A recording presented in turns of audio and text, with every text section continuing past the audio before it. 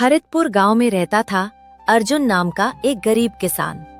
उसका परिवार बहुत कठिन समय में था। इस साल उसने गांव के व्यापारी विक्रम से उधार लेकर खेती की।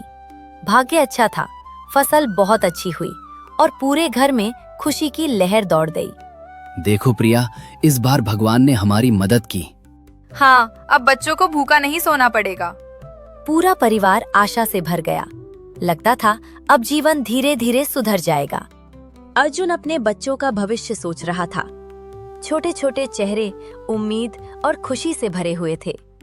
अर्जुन चाहता था कि उनके लिए किताबें, अच्छे कपड़े और खेल खिलौने हों। पापा, क्या इस बार मैं स्कूल जा पाऊंगा?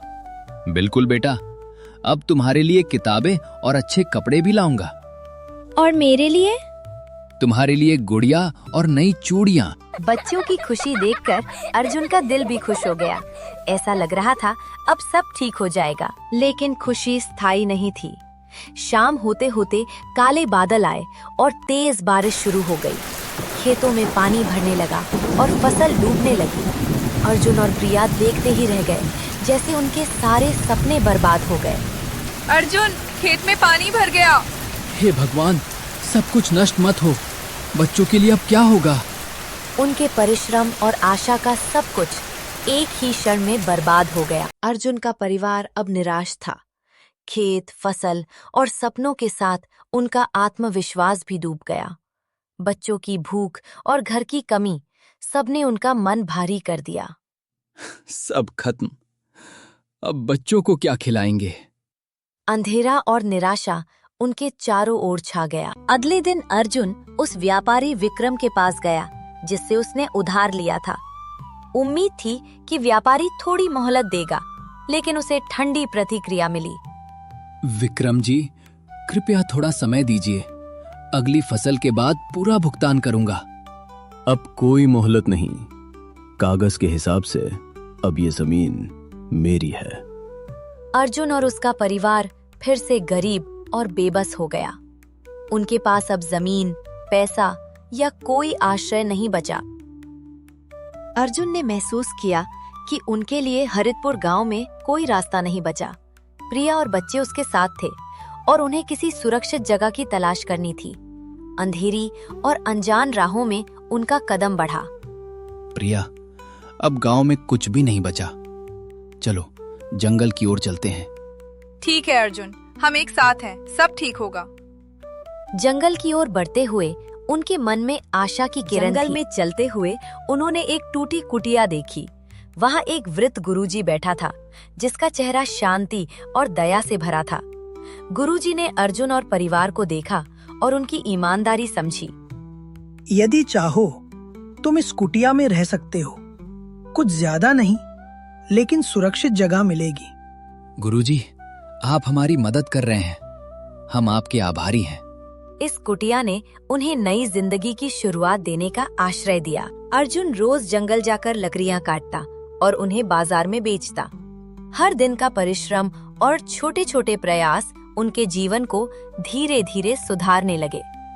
परिवार के लिए ये संघर्ष अब आदत बन गया। बच्चों को भूखा नहीं सोने दूंगा।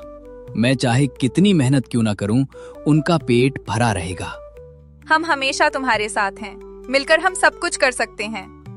दिन के अंत में छोटे से भोजन और आश्रय ने उन्हें संतोष और उम्मीद दी। एक दिन अर्जुन ज्यादा लकड़ी काटने के लालच में परिचित रास्ता छोड़कर आगे चला गया।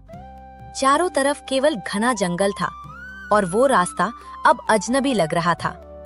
आसपास कोई मार्गदर्शन नहीं था और अंधेरा धीरे धीरे छा रहा था। ये रास्ता रोज वाला नहीं लगता। कहाँ पहुँच गया मैं? हर कदम में भय था, लेकिन परिवार के लिए उम्मीद ने उसे आगे बढ़ने के लिए मजबूर किया। अर्जुन एक गुफा में पहुंचा। भीतर से पीली रोशनी झिलमिला रही थी। गुफा के अंदर सब कुछ सोने जैसा चमक रहा था। सड़कें, घर, सब। तुम्हारी ईमानदारी और संघर्ष साफ दिखाई देता है अर्जुन। तुमने अपनी मेहनत से परिवार बचाया। महाराज, हम सिर्फ मेहनत करते हैं। हमें कोई अन्याय नहीं करना चाहिए। सच्चाई और मेहनत का मूल्य अंततः उजागर होता है। अर्जुन के लिए नई उम्मीद और जीवन का मार्ग खुल गया। राजा सम्राट वीर अर्जुन को उसकी ईमानदारी और मेहनत के लिए सोने के सिक्के देते हैं। यह उसके लिए नई शुरुआत का प्रतीक था।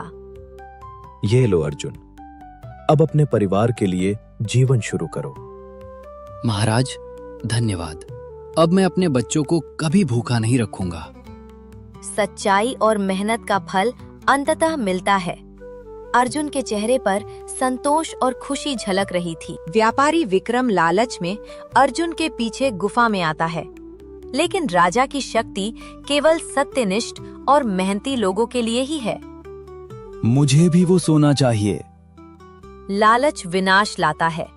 यही विक्रम की हार और अर्जुन की जीत साबित हुई। अंततः अर्जुन सत्यनिष्ठ और मेहनती व्यक्ति के रूप में विजयी हुआ।